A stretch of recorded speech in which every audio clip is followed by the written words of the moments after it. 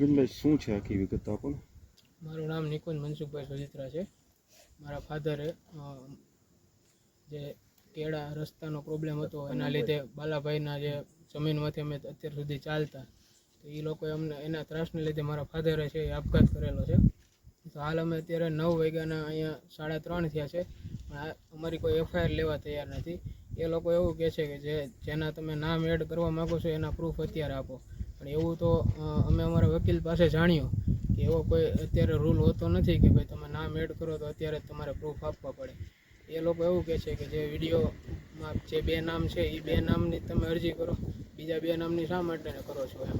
એટલે મતલબ એ લોકો પ્રેશરથી યા કોઈ બી રીતે એ 2 જે અમે એ હકીકતમાં મારા ફાધરને હેરાન કરતા જ મેં રૂબરૂ બી મારા ફાધર સાથે વાત કરેલી છે જ્યારે હયાત હતા, અને ફોનમાં બી વાત કરેલી છે.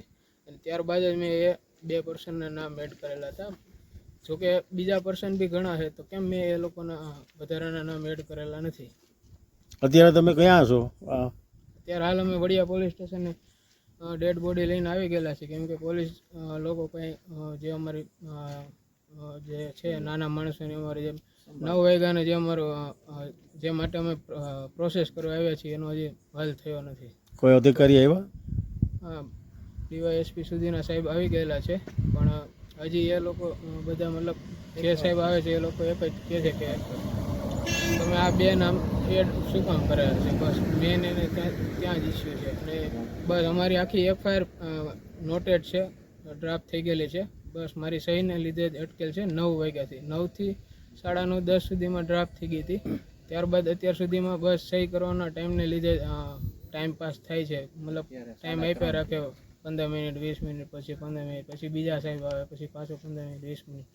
હજી સુધી અમારો કોઈ સમસ્યાનો હલ થયો નથી.